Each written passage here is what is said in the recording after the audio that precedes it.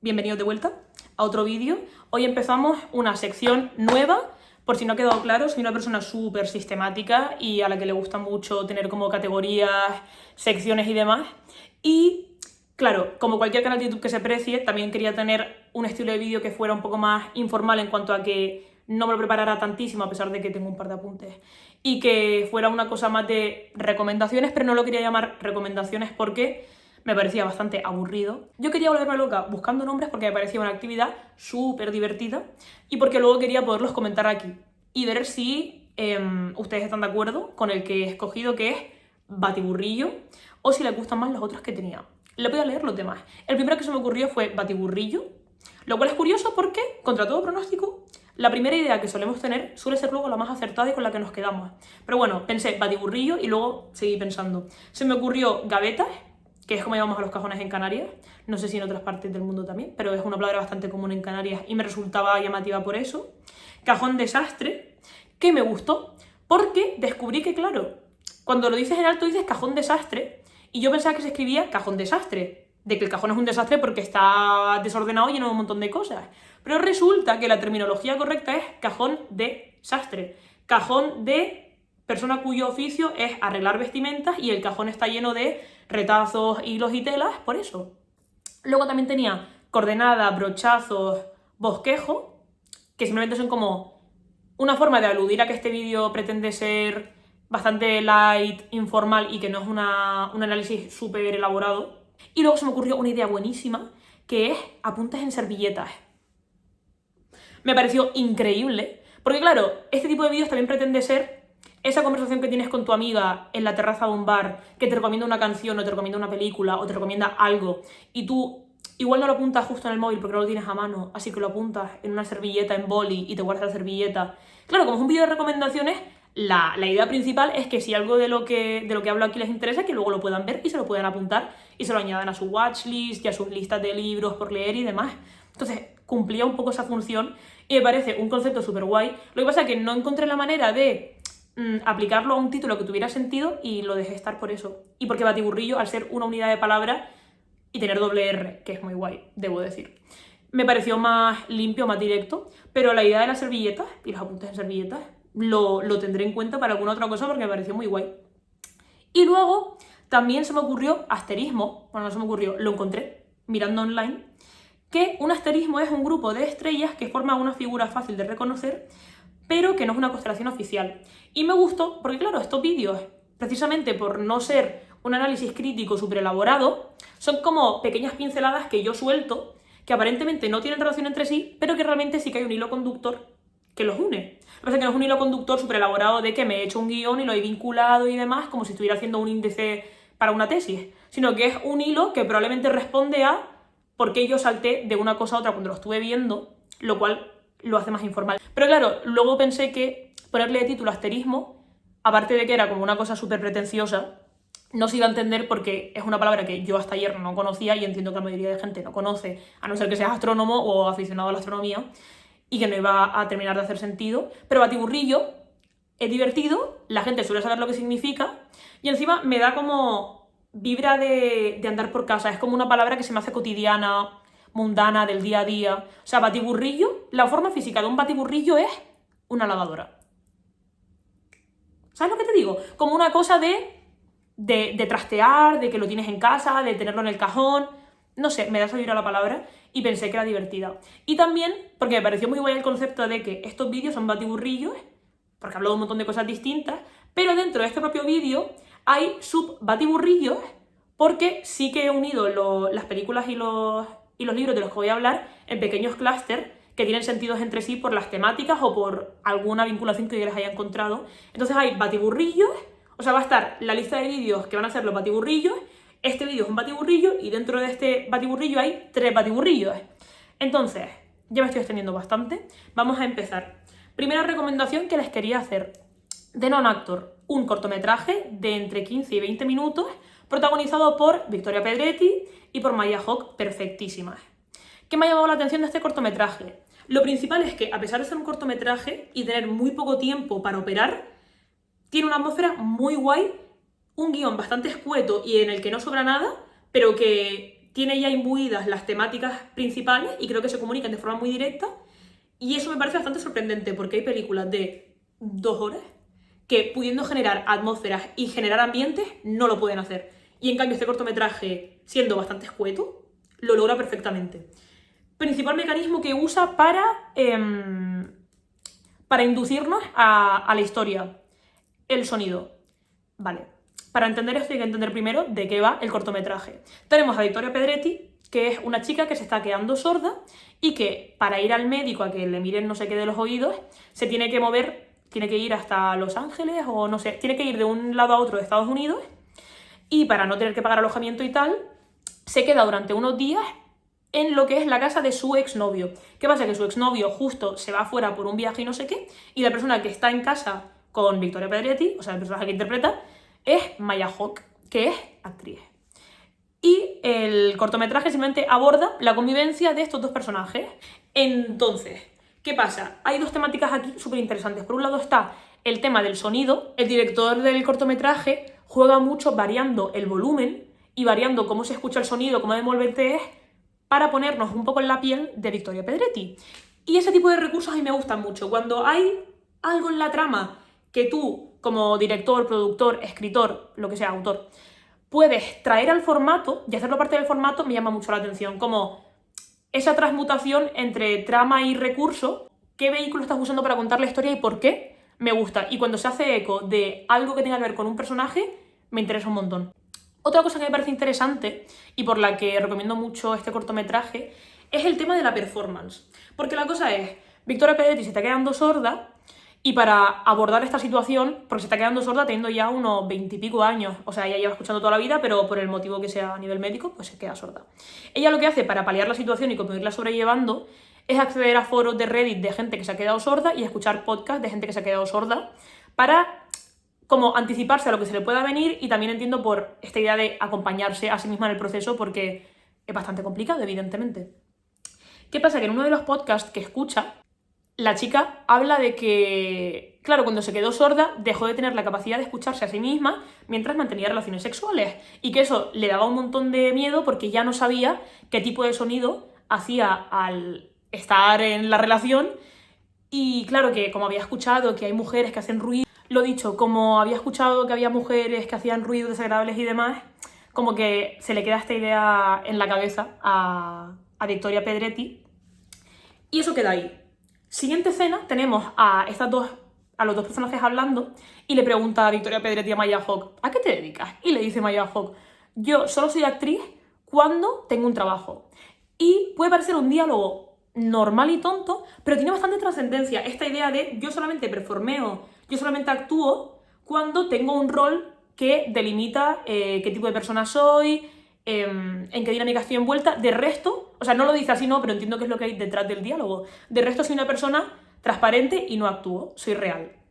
Entonces, claro, al unir las 2 ideas, ¿no? Por un lado, el performar en el sexo, que además es una cosa que se nos impone un montón a las mujeres, que también por eso me parece interesante.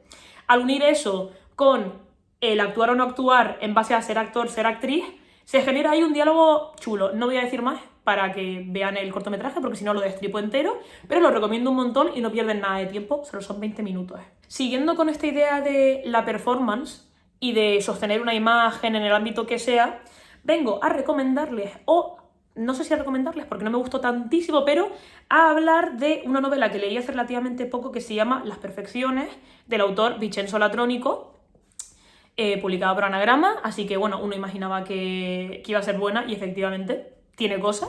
No sé hasta qué punto la recomiendo como si fuera gran novela, porque creo que no, pero creo que es interesante porque, una vez más, juega mucho en su forma para hacerle eco a lo que pasa en la trama. Sinopsis.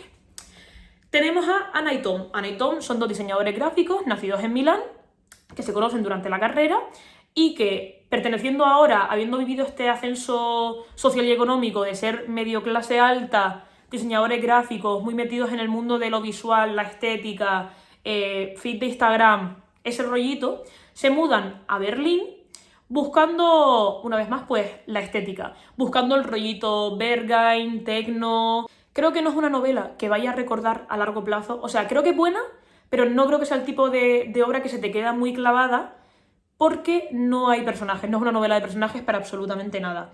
Tenemos a Anna y Tom, que son los protagonistas, pero en ningún momento se habla de ellos individualmente, no sabemos qué manías, qué costumbres, no sabemos nada. La novela no es muy larga, creo que tiene como 150 páginas, y lo que tiene son una cantidad de descripciones de los espacios en los que viven Anna y Tom durante la obra, tan minuciosa. O sea, describe la cocina, los sillones, las mesas, dónde está colocada la planta, de eso hay así. Claro, es que nosotros como espectadores tenemos súper claro que estos personajes se están moviendo por un deseo súper capitalista, consumista, a nivel práctico, porque no paran de gastar dinero en tonterías, y también a un nivel casi como que espiritual. Están consumiendo imágenes, están consumiendo lugares, los están quemando a nivel simbólico, buscando algo que no son. Es decir, están cogiendo, da igual donde estén físicamente, lo van a convertir en una imagen de Instagram. Da igual que esté en el Lipo o en Sicilia, le van a imponer esa planta verde con la maceta marrón, esa vajilla azul y blanca, está rodeado siempre de peña con dinero que viene a drogarse. No lo digo yo, lo dice la obra, ¿no? Entonces, claro, desde fuera es súper evidente, pero para ellos no tanto. Creo que no me ha calado del todo y no se quedará conmigo a largo plazo, precisamente porque si el autor hubiera hecho de Anna y Tom personajes muy definidos, con un carácter muy concreto, con unas características diferenciables de lo demás, siento que la obra habría perdido un montón de peso. Porque lo interesante es que estos personajes estén tan vacíos como la vida que llevan, ya que si no estuvieran tan vacíos y fueran de otra manera, no llevarían esta vida. O sea, a mi parecer, la obra se descompondría si Anna y Tom no fueran entes. Si fueran personajes que estuvieran llenos, que tuvieran identidades palpables, pues no estarían en esta situación de estar persiguiendo un sueño bastante capitalista y que les está llevando a una crisis existencial absoluta. Entonces sí que creo que la función que cumplen los personajes a nivel de vehículo y que se hace eco de la trama tiene un sentido, pero al menos a mí me limita a la hora de conectar con la obra y que se quede conmigo. Pero creo que como... O sea, la siento bastante experimental en ese sentido, en ese hacerse eco. Igual que también siento experimental de non-actor al jugar con el sonido y demás. Y creo que eso es algo que la vincula y por eso hablo de ellas seguidamente. Pasamos a las siguientes recomendaciones. Primero quiero hablar de Blue Spring, una película japonesa de 2001, basada en, si no me equivoco, en un manga adaptado a cine. Y que me gusta un montón porque no quiero destripar casi nada del argumento, porque a pesar de que yo soy una persona que no me importa spoilearme los plot twists de las cosas porque realmente no me interesa tanto ver algo que gira en torno a un giro de guión inesperado, sino que me interesa más ver cómo las cosas build up, cómo las cosas van deviniendo. Creo que en esta película concreta los plot twists sí son un recurso súper importante y no lo quiero spoilear. También es verdad que yo en general no suelo ver películas cuyo principal mecanismo audiovisual sea el plot twist porque me suele aburrir. Y sí que es verdad que suele ser característico de obras que no tienen nada más que ofrecerte que una sorpresa, rollo, yo qué sé, episodio de Scooby-Doo, pero en esta película sí tiene un sentido y creo que sería guay que lo vieran de primera mano. Entonces simplemente diré que es una película que aborda la apatía y, una vez más, la crisis y el horror existencial de varios alumnos de un instituto japonés, varios alumnos de último año que pertenecen como a un grupo violento del colegio, como son los matones, y aborda un poco el salto a la vida adulta, es decir, todavía no han dejado el instituto, pero ya están pensando en qué va a pasar después, y cómo lo abordan desde una mirada de sentirse incomprendidos, de sentir que no tienen un lugar, de sentir que no tienen sueños, que no hay un camino, que no quieren dedicarse a nada. También esta visión de que el instituto fueron sus mejores años y lo que venga después no les interesa, y ver cómo, que al final, quieras que no, es un tipo de precariedad, tanto a nivel económico como una precariedad a nivel social, como esta sensación de vacío, de falta de recursos, y ver cómo lo gestionan los personajes y cómo muchas veces esa precariedad deviene en violencia. No voy a decir nada más, por favor, véanla, película en absoluto. Ahora, hermanada con esta película, quería hablarles de La próxima vez que te vea, te mato, de Paulina Flores, de la que hablé en el primer vídeo de este canal, pero que tampoco abordé en mucho detalle, y que quiero traer a colación porque, aparte de que la quiero recomendar, que es una novela que llevaba apuntada en mi lista de libros que quería leer desde hacía un montón de tiempo y que finalmente leí, tiene mucho que ver con Blue Spring en cuanto a que los personajes de la obra de Paulina también se ven afectados por precariedad a todos los niveles, Y también hay una violencia todo el rato dando vueltas, se ven atravesados constantemente por la idea de la muerte, la idea de, sí, la violencia en general, pero evidentemente tanto la película como el libro abordan las cosas desde puntos súper distintos. O sea, ya para empezar, los personajes de Paulina no son personajes de instituto, son personas ya crecidas de 30 a 40 años, que son inmigrantes, que viven en Barcelona, que se ven atravesados por la precariedad laboral y el mundo laboral, y el poliamor, que eso no tiene, en Blue Springs no hay nada que tenga que ver con relaciones ni demás, pero sí es un eje fundamental de la próxima vez que te vea te mato. El poliamor, las relaciones, el amor romántico, cómo todo esto puede devenir en ciertas crisis existenciales, violencia, va un poco por ahí.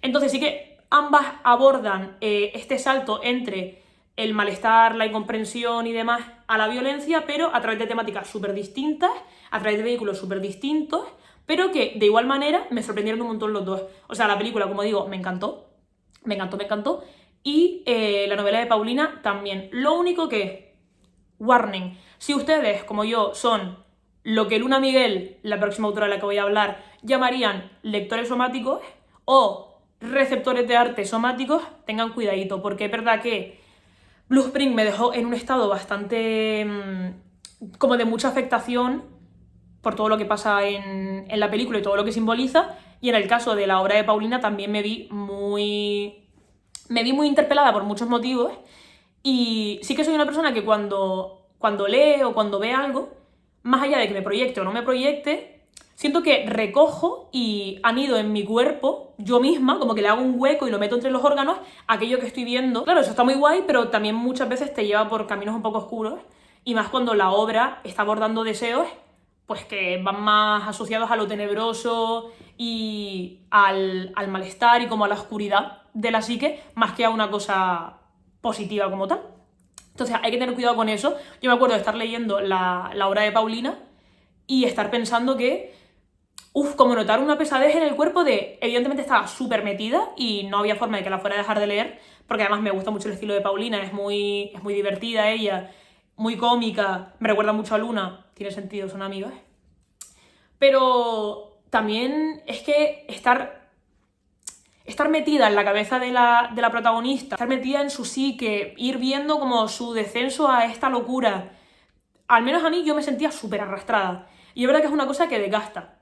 Y creo que, evidentemente, como todo, es súper importante que a pesar de que las cosas nos desgasten o al vernos interpelados surjan en nosotros ciertos sentimientos desagradables y demás, creo que es importante seguir acudiendo a estas obras.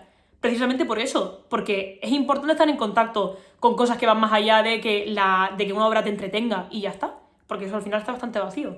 Y es verdad que al menos a mí la obra de Paulina me llevó un poco por ese camino. Entonces, leer con precaución. Y ahora que he hablado de Luna Miguel, saltamos al último batiburrillo, que me estoy alargando un montón.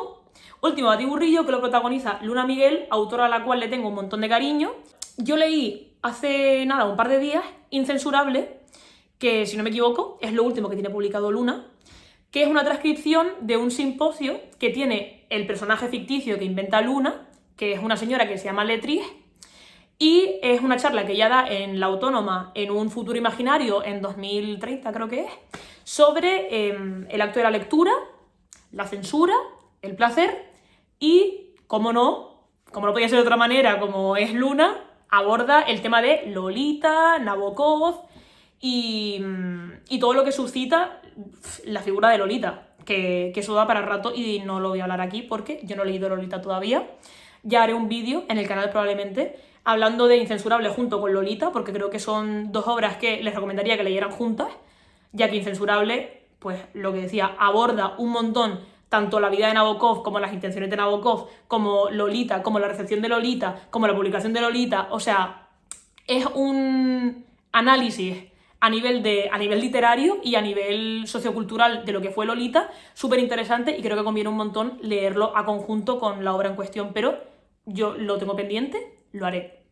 Bien, leí Incensurable porque me interesaba un montón y debo decir que me gustó mucho. No diré mucho más, pero me gustó muchísimo. Creo que tiene una honestidad absoluta que me parece bastante rompedora en una época donde lo woke, siendo yo woke, donde lo woke a veces se pasa de woke. Y aquí Luna pone una coma o un punto y coma y dice, chicos, vamos a respirar un segundo y vamos a hablar con las cosas claras.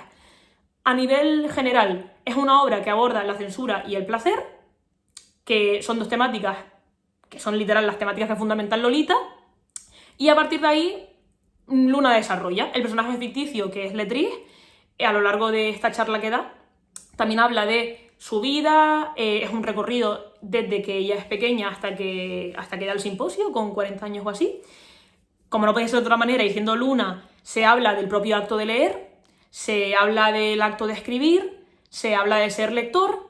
O sea, es muy meta en cuanto a que, ya más allá de que Letriz, yo creo que tiene bastante en común con Luna, sin conocer yo a Luna, pero por las entrevistas y por el otro ensayo que leí suyo, creo que están muy, muy vinculadas.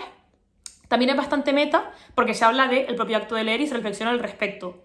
¿Qué pasa? Que, claro, eso es a mí una cosa que me gusta mucho y me vi en la obligación de volver a leer por tercera o cuarta vez el ensayo de Luna, Leer Mata, que lo recomiendo muchísimo, muchísimo, muchísimo, es súper cortito, y en el que Luna usa lo que yo entiendo que es una especie como de diario de lectura para hablar del acto de leer. Es como una constante reflexión que ella hace mientras lee. O sea, esto sí que es meta absoluto, porque tú estás leyendo un ensayo que habla del acto de la lectura, mientras la Luna, a la que estás leyendo y que está recogida en ese ensayo, a su vez está leyendo otros autores, mientras cita a otros autores que hablan sobre leer a otros autores. O sea, esto si lo patiburrillo ya era una matriosca gigante, Leer Mata es la matriosca de las matrioscas. Es como es una enajenación absoluta, es un estado de alucinación absoluto en el que entra Luna mientras está leyendo varias obras, a destacar el Ulises de James Joyce, que yo también tengo pendiente, diré, y que es súper interesante porque sacas una cantidad de bibliografía, es que Luna cita a todo el mundo. O sea, cita a Virginia Woolf, cita a Nabokov otra vez, cita a un montón de filósofos. O sea, a nivel de obtener ahí información está súper guay, y también porque la forma de escribir de Luna es muy honesta, y mientras ella va leyendo, va hablando de qué tipos de lectores existen, y esto se volvió como bastante interesante en redes porque había mucha gente que se identificaba con unos y otros.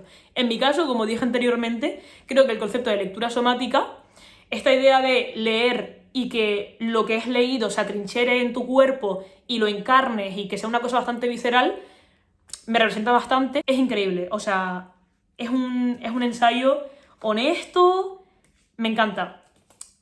Y siendo muy honesto, me gusta porque no cae en, a pesar de que Luna sea feminista y demás, y como que ese sea el prisma desde el que se abordan las cosas, no cae en una cosa desprovista de alma y de verdad, y se abordan los deseos en su totalidad. Es decir, a pesar de que hayan deseos misóginos o que hayan percepciones misóginas que vienen de una tradición de lo que ella llama el hombre macho, ¿no? Como este autor que es un hombre cis heterosexual y que cosifica a las mujeres y que escribe escenas de sexo muy poco acorde al placer de la mujer y demás, nuestro deseo también está configurado por haber leído y haber estado expuestas a todo ese canon. Y Luna, cuando aborda su propio deseo o aborda el propio canon literario, no rehuye de esa realidad, no intenta darle una visión otra. Ella entiende que su deseo está configurado a través de ese amor macho o esta idea de que la historia de la literatura es la historia de la violación. Ella lo recoge y lo aborda y lo habla en primera persona y dice, pues chicas, sí,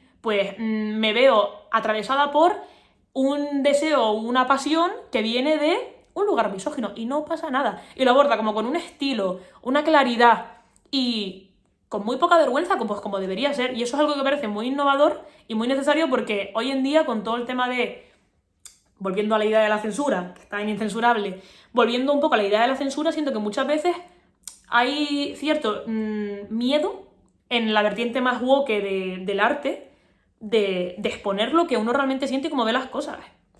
Y aquí es importante hablar de Sara Torres, que no bueno, sí que la leí hace poco, pero que no quiero hablar de ella en este vídeo particularmente. Esta idea de que, chicas, hemos crecido estando expuestas a propaganda absoluta de lo que es el amor romántico, el sexo y demás. No podemos negar que nuestro deseo está configurado desde ahí, porque es lo que nos han educado y lo que hemos aprendido. ¿Que se puede deconstruir y que se puede no replicar? Claro que sí, pero si la pulsión está dentro y es esa, no nos la vamos a negar.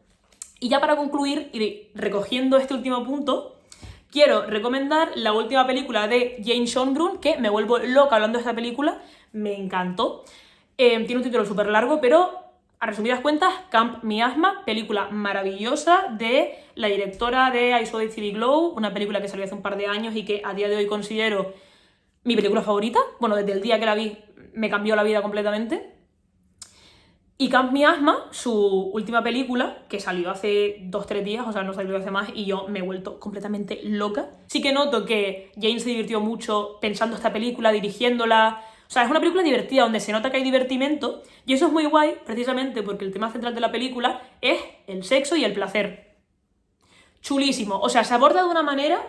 Le voy a dedicar un vídeo bastante analítico y mucho más en detalle en el futuro, así que tampoco quiero reparar en un montón de las pequeñas minucias que hay en la película, pero es increíble. Yo es que no puedo ser nada objetiva con Jane porque siento que el lenguaje y los vehículos comunicativos de los que hace uso para abordar los temas son un lenguaje común y que comparto con ella.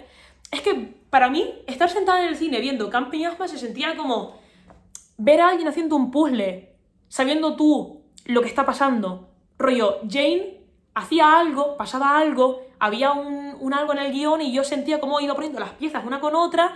Yo era muy consciente de cómo estaban encajando. Cuando de repente, con las piezas que iban encajando, aparecía una imagen, para mí era fácil ver esa imagen. Me explico, era como Jane va revelando sus trucos a lo largo de la hora 40 que dura la película y yo no podía hacer más que sonreír porque lo estaba entendiendo, o sea, estaba con ella. Camp Miasma claramente no existe, pero yo estuve. Esto me parece un poco como el concepto este de que el artista tiene dentro la obra a pesar de que todavía no la haya materializado. Pues yo siento que tanto I Saw the TV Glow como Camp Miasma son cosas que yo tengo dentro y que viven dentro de mí. O sea, para los que hayan visto la película, yo he estado en el Pink Opaque y yo he estado en Camp Miasma y ha venido Jane y ha hecho una versión, ha materializado esa realidad y la ha hecho formato audiovisual, pero yo he estado allí. Es una cosa, es muy raro de explicar la sensación que tengo cuando veo su cine, porque no me pasa con ningún otro artista ni con ninguna otra película. O sea, es como una conexión muy visceral. O sea, la señal, que es un concepto que además usa la película como la idea de ver una obra audiovisual y que esa obra como que tiene una señal al aire y que ciertos espectadores se la apropien y la hagan suya y como que sintonicen la coincidencia en una coordenada entre director y audiencia. Es que a mí eso me pasa mucho con Jane. Entonces, es que solamente tengo un montón de cosas súper positivas que decir. La película se puede desgranar un montón. De hecho, tengo ya el guión hecho, me falta grabarlo y me gustaría poner imágenes y demás, así que futuramente ese vídeo se va a hacer 100%. Y lo vinculo mucho con Luna, que de hecho acabé Incensurable y al día siguiente justo fui a ver la película de Jane, porque al tratar el tema del sexo en la película, que importante entender que esta película para mí es la fantasía sexual de Jane. No diré más. Es un slasher, tiene un montón de sangre, tiene un montón de violencia, pero a la vez es divertida, es súper meta en un montón de sentidos. Es su fantasía sexual y te teletransporta, te lleva con ella y te guía hacia allá. ¿Qué pasa? Que al abordar el tema del sexo, creo que Jane hace muy bien porque el personaje principal de Camp Miasma siente mucho rechazo hacia su propio deseo precisamente porque este viene configurado por una tradición misógina. Porque, quiero decir, si hemos crecido viendo obras, películas, series y demás atravesadas por el patriarcado, la misoginia y demás, ¿qué podemos pretender? ¿Que nuestro deseo no venga configurado de esa manera? Pues claro que sí. Entonces, la película aborda eso de forma muy directa y, más allá de justo ese tema, en general es muy crítica con lo que es políticamente correcto en el mundo woke. Es crítica con eso, lo intenta destruir, intenta dar una visión mucho más matizada de que claro que sí, chicas, claro que no vamos a replicar los patrones misóginos, pero si nuestro deseo pasa por una idea misógina, en el ámbito de lo sexual, eso se puede explorar. No es una cosa que haya que deconstruir y desechar, sino que mientras haya un consenso y mientras todas las partes estén de acuerdo, se puede explorar desde ahí y se puede fantasear desde ahí. El sexo y la intimidad es un espacio privado y eso hay que usarlo a nuestro favor, hay que jugar con ello. No, evidentemente el sexo es político, sí, es político en cuanto a que lo que deseamos y cómo se configura ese deseo viene de un sitio concreto que se puede rastrear y que responde a patrones históricos, sociales y demás, pero lo que pasa en la habitación a nivel práctico, uno puede jugar con lo que quiera. Ya luego, lo que pase fuera de la habitación es otro tema, y sí que creo que es importante hacer esa división, ¿no? De que el sexo es político, pero porque sea político no implica que podamos disfrutar de cosas que a nivel racional nos parezcan misóginas, de origen despectivo, de origen opresivo. No hay ningún problema, siempre y cuando todas las partes estén de acuerdo. Y eso es algo que la película recalca muchísimo y que me encanta. O sea, el consentimiento está en todo momento, pero no está de una forma explícita que al final se haga redundante, sino que creo que está metido a través de un discurso con un toque más anarquista que creo que añade incluso más profundidad política a la película. No voy a decir nada más porque quiero hacer, como dije, un análisis crítico mucho más en detalle de Can Miasma y de I Saw the TV Glow, así que lo voy a dejar por aquí. Dicho esto, creo que he expuesto un par de obras que pueden estar guays, espero que a alguno les llame la atención y le echen una luqueada. Y poco más que añadir, cuídense mucho y nos vemos en el siguiente vídeo. ¡Chao!